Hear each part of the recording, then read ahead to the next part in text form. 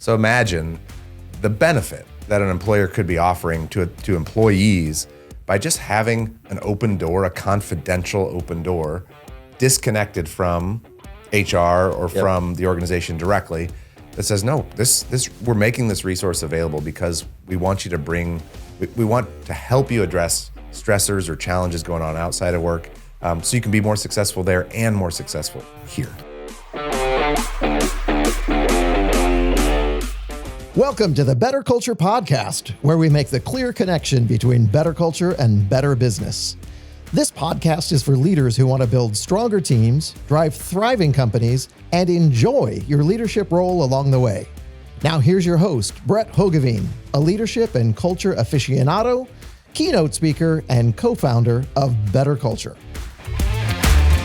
Welcome back to the BetterCulture Podcast. Today we're talking about something that sounds simple, but could completely change how we think about workplace culture. And that idea is supporting the whole person, the whole employee. My guest today is Chad Mayers, founder, president, and CEO of The Work Lab, a nonprofit partnering with employers to provide work-life coaches, people who help employees work through life challenges that impact performance, attendance, and engagement. Stuff outside of the workplace. So if you've ever wondered why your culture initiatives aren't sticking or why good benefits still aren't preventing burnout or turnover, this episode is going to give you some unique ideas, a fresh new lens, and some very practical takeaways, and expose you to a new model that I just think is really cool. So Chad, thanks for being here. Thank you. Appreciate the invitation. Absolutely. So help people understand this is a relatively new model, new approach. And if you could just explain to our audience a little bit of what it is, like what exactly are work-life coaches? Yeah, I think it's, to your point, it's pretty simple, and it's simple on purpose, but the impact that we can have is pretty wide. So the long and short of it is when an organization partners with the Work Lab, we place an individual that we call a work-life coach on site at their organization, and they're there a certain number of days of the week. And really just do an office hours format where employees are able to come in and talk to the work-life coach. And we're there to help them build the life that they want to have, supported by their work, and that their work is paying for us to be there, providing us a space. But an employee can come and talk to a work-life coach about anything that is keeping them from being fully physically, mentally, or emotionally present at work, which is wide open on purpose, so that we can have the most wide-ranging conversations that we can with someone. So you have employees that you call work-life coaches, and you place them inside other people's workplaces, right? Yep. So that employees can come to those folks to ask questions, address challenges, figure out stuff that's affecting their life outside of work that isn't an employer's job to fix traditionally, but that we know affects not only just human performance, but affects the workplace. Did I get that pretty close to right? Yeah. It's our belief that the fundamental reason, if you break it all the way down to the root, the fundamental reason why people are going to work is because there's some sort of life that they're trying to build for themselves, for their family, whether it's in the distant future or in the near future. We're working towards whatever that is, and so the work-life coach is there to help them put a name to that thing or what those things are, and help the employee move towards that in lockstep with the opportunity that they have, whatever it is. Yeah. So in a minute, I want, if you could, in a minute, I'm going to share one perspective first, but I'm going to ask you to share, like, how does this help companies, right? And understanding why this is good for business. But before we do that, I just want to mention one of the reasons I wanted to have you on the show, and when I went to one of your sort of explainer programs a couple months ago, I just got really excited, is because one of the things we believe really deeply at BetterCulture, it's one of our primary 7 principles of leadership that we've been training on for years and years and years, is that we think organizations should conduct themselves in a way that they're helping their people be successful, both at work and in life, right? And most organizations are focused on what can I do to help my employees be more successful at work, right? Training programs, development, coaching, whatever that is that we need to do to help them be more successful professionally. Yep. The place where a lot of organizations struggle or scratch their heads is when they say, well, what would it look like to do things as an organization to help my people be more successful in life, right? Yep. And so we share some perspectives and some ideas and some things that managers can do or that HR departments can do. But what you guys are offering takes this to a whole nother level of saying, how can we help our people be successful, not just at work, but outside of work, right? Right. Yeah, the integration of the two is the challenge, and I think a lot of organizations would buy into that why or that should, but then it's the how. How do we take action on that idea? And that's why we're doing what we're doing, because we feel very strongly that in order to do that successfully, you have to have it separate from the organization, because you need to respect the relationships that are there. When you're inside of a workplace, the relationships that you have with your coworkers, with your boss, they're professional relationships, and those come with certain kind of parameters that are kind of written out or understood culturally.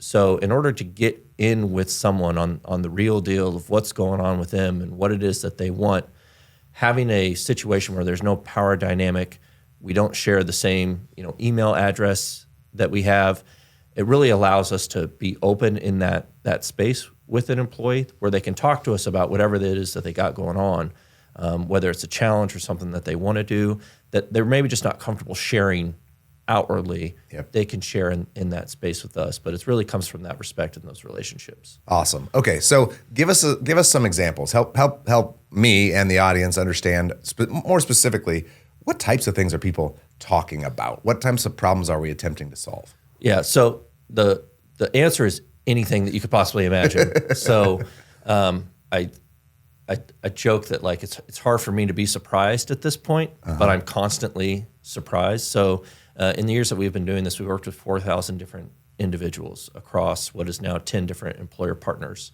And so people will bring in anything that you can possibly imagine. A typical kind of interaction with someone is they'll walk into the coach's office or the schedule appointment ahead of time, and they usually kind of give us something small like, hey, I had this question about my benefits, or hey, I was wondering about this or that or the other. And then we're able to help them with that pretty quickly and successfully. And then either the next time they come in or sometimes they kind of linger at the door and then open up with the big thing. Yeah. And the big thing could be something that they want to do professionally. It's, hey, I've been here for a while and there's been a couple of opportunities that, I was interested in and I just didn't feel comfortable putting my foot forward. What would that look like for me? And then we could have that conversation with them. It could be on the emergency side of things. Someone's car broke down, or maybe they're behind on their rent, and they need some help. And so Omaha is very fortunate that we have a lot of community resources that are out there and that are available for folks, but they exist over there. Yeah. And as we know, people spend most of their working hours, their waking hours at work, so it's hard to do those things, especially without having to miss work to try to navigate a system that you're unfamiliar with. So we can help in that space. And then on the more the positive end and the moving forward side of life, maybe someone they've been working for a few years, they've been living in an apartment and they want to move towards getting a house, or some of those kind of bigger life stages. They've never done that before, and maybe no one in their family has done that before. What's that process look like? Who can I talk to? So the work-life coach can help them develop a plan of action for that. We also do financial counseling in all that we do. I like to joke that I've yet to meet someone who has a goal that doesn't cost money. So doing that right in the middle of everything is helpful. So the coach is there to help you put that plan in place. Yeah. But then we can get outside of our skis pretty quickly because we have a really wide scope. Yeah. And that's where sending people out to people in the community, either from the nonprofit side, helping someone navigate government benefits, or even connecting with people in the private sector. Yeah. We have an ever-growing list of contacts that we work with that we can point people to. And those contacts on the other side are primarily there to provide education first. Yeah. You want to buy a product or service, we want to help you understand what you're getting into. And if you end up working with that person, great. If not, no big deal. But we're trying to help connect the dots so people can continue to move forward. Yeah. So I want folks that are listening or watching, imagine that you have an employee that has a busy life. They're stressed like we all are. They've got, work priorities they need to focus on. They've got family dynamics. They've got financial health, stress issues potentially, maybe whatever that might be. And they're coming to work and they're trying to make sure that they're getting their work stuff done, but they've got these other things weighing on them, right? Am I picking this up kind of correctly? Yep. And sometimes it could be a big thing. Sometimes it's a small thing, probably. Yep. I wonder, just for fun, Chad, if we could try, I'm just making this up on the spot, but I just want to play a game of like, I'm going to say the type of thing and you just say yes or no if you feel like you guys have addressed that type of thing. Are you willing to play that game? Yeah, sure. All right. No confidential things here, right? Yep. But has anyone ever come to you looking to, because they've got a medical situation going on? Mm-hmm. They're like, I need to think through, how do I approach this for myself or my family? Yep. Yeah. Have they come to you for the issue with moving or relocating or something like that? Yeah. Have they come to you with maybe a school related, like their kids, something school related that they're trying to figure out or work out? Yeah. Yes. Yeah. How about, see, this is just fun. I don't know, I'm just making stuff up here. Has anyone ever come to you with a language issue, like a culture or a language issue or something like that? Yes. Oh, yes. Absolutely. You know, I've come from a different culture background. I'm trying to, there's something I feel like isn't meshing or fitting or I'm not understanding or, et cetera. Yep. Yeah. In fact, so half of our work-life coaches are bilingual Spanish speaking. One of our employer partners, they speak about 10 different languages within the organization. Wow. And they actually have a language line because we can't speak all of the languages, unfortunately. But they actually have a language line. So we will call into the language line, have someone that speaks their native tongue, or they may feel comfortable with a fellow employee coming in and having that conversation. Yeah. So we're able to really meet people where they are and break down those language barriers. I'm going to keep playing my game. I love Keep it. going. How about a marital issue? That happens. Very common. A little bit, yeah. Very common. Mental health or substance abuse type of things. Yes, absolutely. Yep. In the family, et cetera. Yep. Or could be them, even themselves, it could be, right? Yeah, and that's one of the things, that's one of the keys of what we do. So because of the positioning that we have, we're able to not only help that individual employee with things that they have going on, whether it's a marital issue or you brought up kids before, but we can actually help those other individuals directly. Mm-hmm. So if your kid is willing and able to talk to a work-life coach, we can do that. Or you can work on your kid through the work-life coach. We've talked to spouses of people that are working with the organization. I remember one instance where we had a spouse where they really wanted to get their family finances in order and wanted to take the lead on that. Mm-hmm. Their employee, who was their spouse, didn't want to be in the lead on that. So we're actually working with the spouse who didn't work for the employer on that particular thing. And then we go a generation up as well with parents and the elder care piece and some of the things that people deal with there. So cool. Well, I'm kind of feel like I want to keep playing my game, but I think just about anything I could come up with, you're probably going to say, oh yeah, we've kind of done that. Probably. That's where that it's hard for me to be surprised comes in. But it's the point of we can deal with all the things. We may not be the answer to all the things, but we want employees to, if you have something you want to do or you have a question about something, you're not sure where to go, we want that work-life coach to be the place that you start. Yeah. And then we can point you where you need to go. Yeah. In a previous career, I was, a term that was thrown around in a different career, not different from what you guys do, was resource navigation. Is that a term you guys use or the type of concept? Yeah, right? that's like, look, there's all these resources. Yep. You need a hub you can go to when you're overwhelmed or you're not sure where to turn. Someone that can help point you in the right direction or connect you to the right resource or get you, et cetera. Is that the right way to think about it? And that's part of that three-pronged approach that I was kind of talking about earlier. So the baseline thing that we're trying to do with someone is have a coaching conversation with them, which is identify what it is that they want and help them come up with a plan to address the thing. In the middle of that, which I mentioned earlier, is financial counseling, for the reason that I alluded to with goals and goals costing money. Yep. And then the bottom piece of that is that resource navigation. When we get outside of our scope, that's where we're pointing to people in the community. It's actually where what we do started as that navigation piece, and then it has grown to a more encompassing service. Yeah. So imagine the benefit that an employer could be offering to employees by just having an open door, a confidential open door, disconnected from HR or from the organization directly, that says, no, this we're making this resource available because we want you to we want to help you address stressors or challenges going on outside of work, so you can be more successful there and more successful here, right? Yep. Okay. So what kind of employers have taken you up on this, right? What types of businesses are the ones that are making this type of investment and are trying to prioritize this type of support and service for their employees?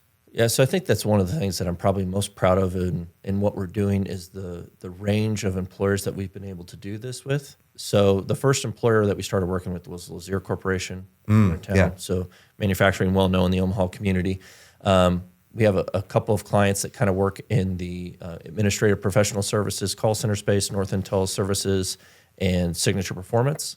We also have been working with QLI since 2020. We just had our 5th anniversary working out with QLI. Airlight Plastics is another employer partner here, so a larger manufacturer. Children's Nebraska is one of our partners here in town, so a very large hospital system. We've been working with another organization called Sun Valley Landscaping, which is, by their title, a landscaping company. Cool. They have about 70 employees in the summer and 30 in the wintertime. Yeah. This year, we started working with Ortho Nebraska here in town, Nye Health Services, which is primarily based out in Fremont. They're a senior living facility. And then also a company called Stockseed Farms, which is down near Murdoch, Nebraska. Yeah. And they have 13 employees that work out of a old Morton building on a farmstead. So how cool. What we love about this is we've built the model such that the largest of employers can benefit from this, but also the smallest of employers and so benefit from this. My understanding is that the way that you're able to accommodate large companies or smaller organizations is your work-life coaches are fractional, essentially, right? Yep. So you could have somebody on site almost every day of the week or just like once a month, or how does that kind of work? Yep, so that would be the Stockseed Farms is we go down there physically 1 half day every month. Okay. Which is about right for how many people that they have. Sure. And then a larger employer, we're there every single day of the week. They have multiple coaches that kind of split that time. So there's just a constant availability on that on-site presence. That's so cool. I don't know if you, this might be a challenging question, I guess, but like what's the type of thing that either makes this a great success or makes this not work, right? Is there, as people are thinking about, I wonder if this would be a fit for our organization, what either makes it a success or makes it a not a good fit or a failure? Yeah, I would love to say that we've been 100% successful with every company that we worked with since we started doing this, but we really had a startup mentality when we started this and how we've kind of grown it. So it hasn't always worked. I think the biggest thing there for us is the buy-in has to come in both directions from the organization.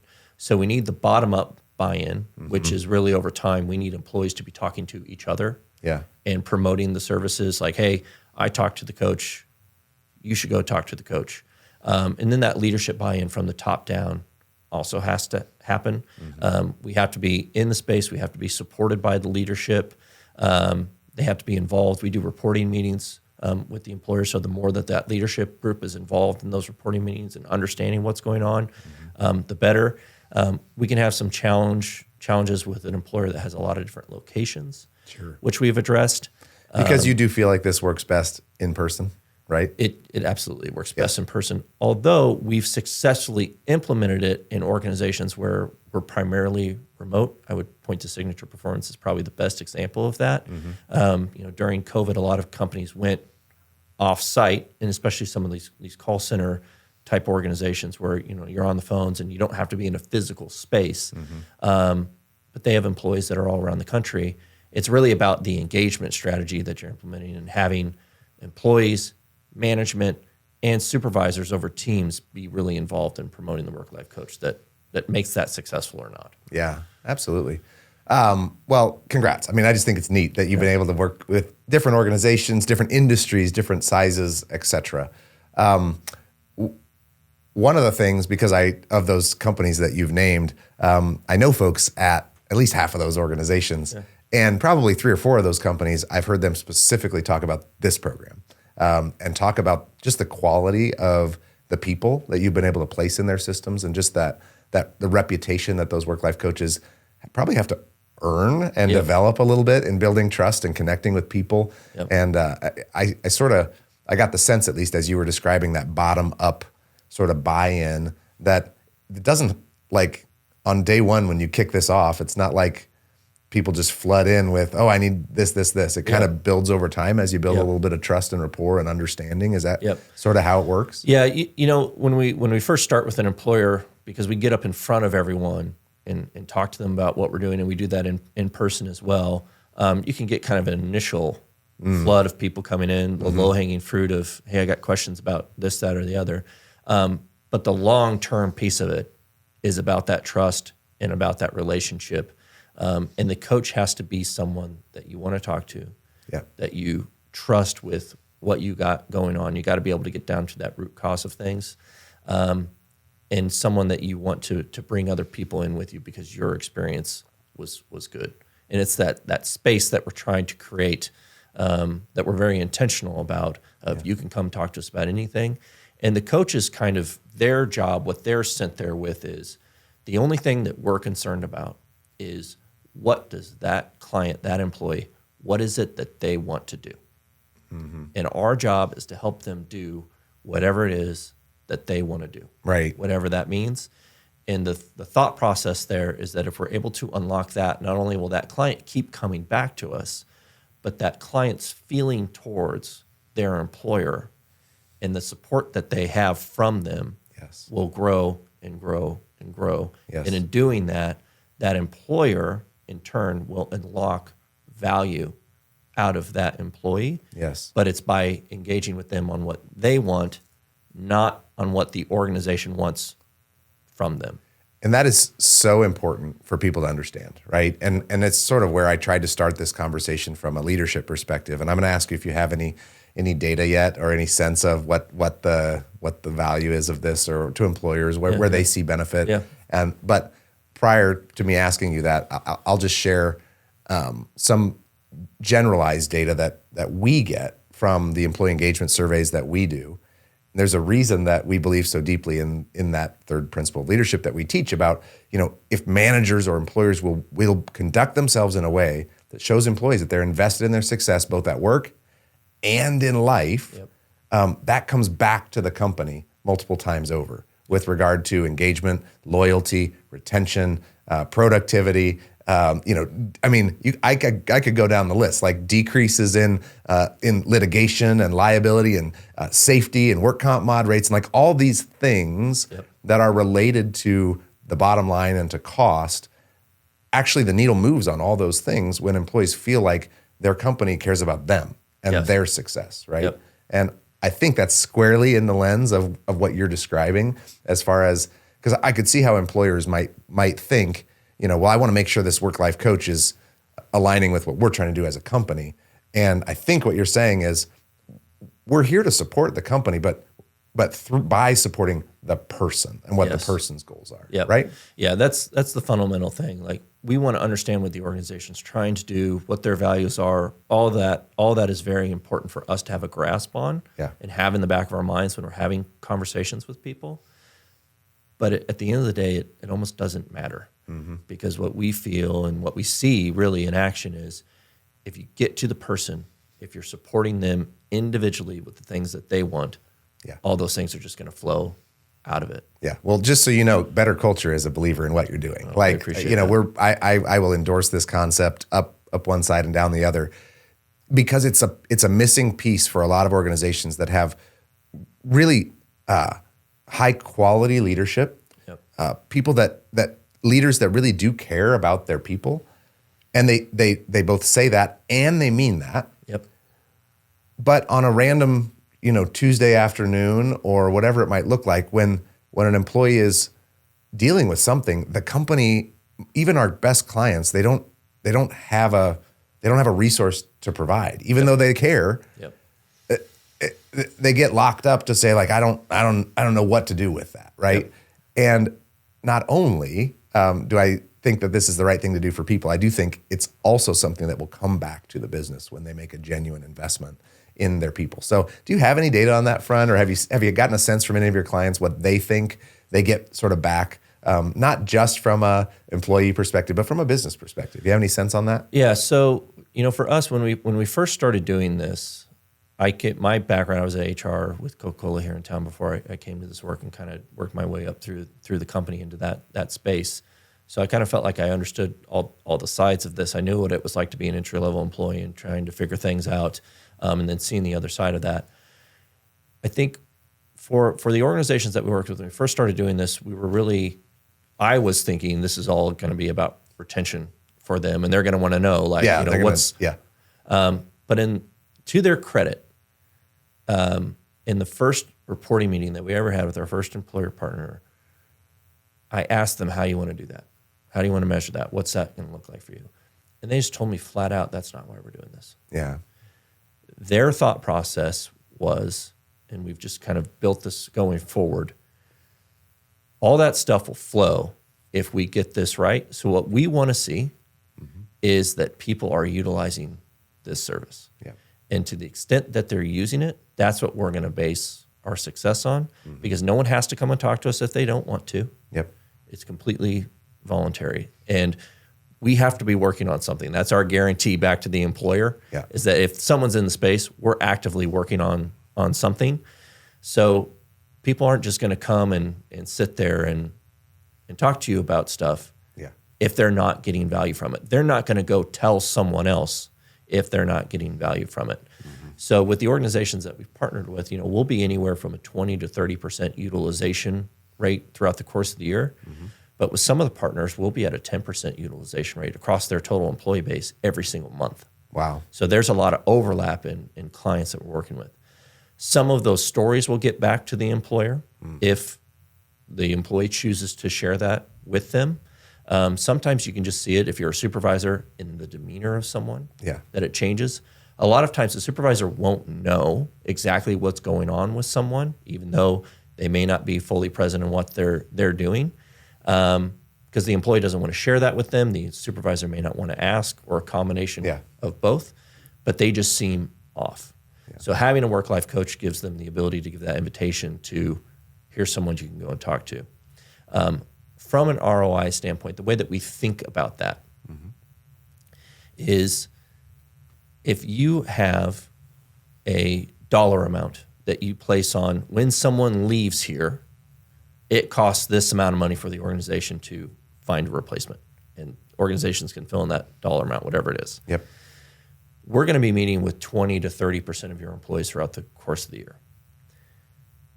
That compounding of that effect, so if you have, say, 1,000 employees and meet with 200 of them throughout the course of the year, and let's say 15 of them are still with the organization that otherwise would have left. It's a counterfactual that I can't prove one way or the other. I understand. But would I be willing to put that out there, and would an organization be willing? Yeah, probably. Yes.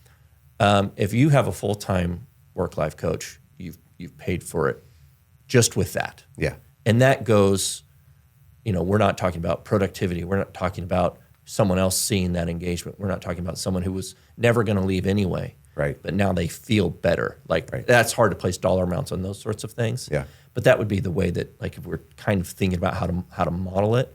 But we've been really fortunate. And I think the other thing that I would point to is, companies are making this investment directly, and they purchase a service from us. Yeah. And the biggest kind of thing that I would point to there is, do they keep purchasing the service or not? As, are we driving value for them? Because they're not going to continue to invest in something that they don't feel like they're getting value from. Right. So at this point, with the 10 employer partners that we have, 9 of them are now on 3-year agreements. I mentioned QLI at 5 years. We've been working with Lozier, Northern Teleservices, and Signature Performance since 2019. So that long-term contract that we have in place, agreement that we have in place, being a part of these organizations for that long period of time, that's what I think is the biggest thing that we can point to of, is this valuable? Absolutely. Absolutely. Well, and I hope that you continue to have more and more employers reaching out saying, how does this work? What would it look like? How could we get one of these work-life coaches on site, et cetera? I just take this for whatever it's worth, but if because I know what it can look like to try to ascribe financial value to things related to culture, right? Things related to how we treat people. And it can be hard to draw the direct line. But if anybody ever wants to talk to you about what can they expect from a return on this, send them my way, because I'm just a big believer in, it's not rocket science to say that if we build the type of culture, the type of work environment where people ever say something like, this is the kind of company that I work for, and they can fill in that blank however they want, right? Yep. But I work for the type of company that. Yep. And this would be a perfect example of says that invests to make resources available that they don't even control for our employees, right? To be successful. Yep. And that type of thing, when you make investments in being that type of employer, there's such a return on that, of building the type of culture where people know that the company cares about them. It absolutely will move the needle on retention in the long term. It'll move the needle on all those kind of things I ran down before, whether that's, incivility in the workplace. It'll move the needle on a bunch of different things when you just continuously are building the type of culture and the type of company that shows people that we care, that we want you to be successful, that we're invested in you. And so anyway, I think this is almost, and I know it's not inexpensive. I know it's not a service that you guys are able to provide for free, but I think it's a really sound investment for people to take a real look at. Yep. If people who are listening are saying, how can we take the next step to really invest in our people and to help them be successful? Yep. So if you want to learn more, our website is theworklab.us. It should be US, but I like to say us because it feels better. But on there's a number of videos that we have that are from our various employer partners that tell not only this employer side of the story, but also a few client sides of the story. I would encourage people to go and check those out. And then if you're on our website, you can fill out a form and get to us directly. We'd love to have that conversation. Also, the employers that we work with. From an organizational structure standpoint, so we're a 501c3, as you mentioned at the top of the show, but our board is about 2/3 of our employer partners, our representatives on our board, and our chair and our vice chair of our board have to come from our employer partners. Yes. So we really view what we're doing as a we thing. It is a we thing that is employer-led, funded, and meant to support the lives of those people that work for them, that make what they do happen each and every day. So this is something that we're doing together, and it's all driven towards how can we build better workplaces in our community to make our community a place that people want to come to and build the kind of lives that they want to have. Yeah. Oh, that's so amazing. And, that just sends a great signal that the people who believe most in this are your clients. Yes. Right? Yes. And so what a great testimonial to what you're building. Yep. So, all right, theworklab.us is where they can go. Yep. How about to get in touch with you or find you directly, LinkedIn or anything like that? Yeah, so I'm on LinkedIn, Chad Mayers. Okay. On LinkedIn, you can find me there, and my contact information is on our website as well. Awesome. Any final thoughts, comments? I thought you laid that out beautifully at the end, but is there anything we didn't get to that you want to share? No, I think we covered it all. I just appreciate the opportunity to come on and speak with you and speak to your audience. Awesome. Well, thanks for all the work that you guys are doing. Thanks for being here, and we'll do our best to send this out into the world. This is something that more employers really should be taking a look at. So thanks, Chad. Appreciate it. All right. Thank you. Before we wrap up, I want to share something exciting. For the first time ever, BetterCulture has launched a virtual leadership academy, a 12-month experience for leaders and managers who are serious about expanding their leadership skills, impact, and influence. Whether you're investing in yourself or a team of managers, this program was built for you. If you're serious about building something better, this is your next step. Learn more at betterculture.com/academy.